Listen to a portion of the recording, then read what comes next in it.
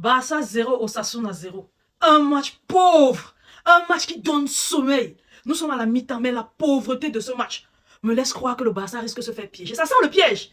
Ça sent carrément le piège. Façon dont le Barça n'arrive pas à vraiment s'installer dans la surface de réparation d'Osasuna. Et Osasuna et leur attaquant Boudimir ne fait que rentrer dans celle du Barça. Je sens que quand ils vont marquer un but, ou bien s'ils réussissent à marquer un seul but, ils vont poser le bus. Ils vont poser le bus et ils vont encore redonner l'espoir aux gars vêtus de blanc. Ils vont tout faire pour battre Espanyol demain et se dire que s'ils nous battent au Classico, ils pourront tenter quelque chose. Franchement parlant, on n'a que 9 points, les gars. Je parle à mes joueurs. On n'a que 9 points devant le Real Madrid. On ne peut pas perdre 3 ou même seulement 2 aujourd'hui.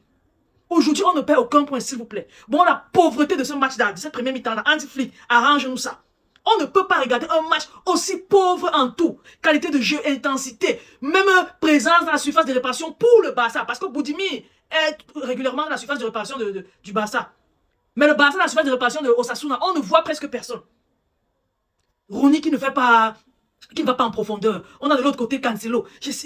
Franchement parlant, un Lewandowski presque inutile. Ah, l'équipe-ci. Bon, quand Lamine Yamal et Rafinha ne sont pas là, nous sommes finis. Bon, quand les deux ne sont pas là, nous sommes finis. Parce que là, nous ne sommes pas face à un top européen. Nous sommes face à Osasuna. Mais les 45 premières minutes sont c'est à chier. On ne peut pas se laisser manipuler par Osasuna.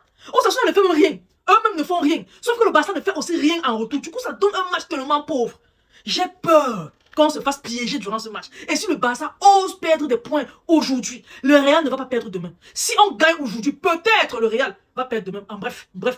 Si on perd aujourd'hui, le Real va gagner demain, c'est sûr. Mais si on gagne aujourd'hui, le Real ne va même pas se forcer pour gagner demain.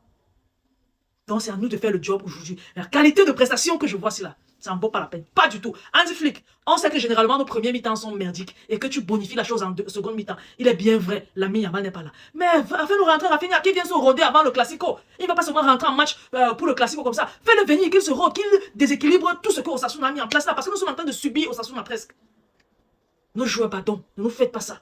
On n'a pas envie de vivre ça. On a envie de la paix. Pardon.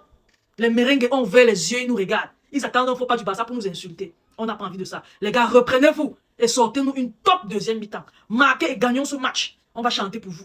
Les gars, partagez la vidéo au maximum. Laissez votre différence avis en commentaire, surtout abonnez-vous à la page. Je vous aime beaucoup. On se dit à la prochaine. Bye bye.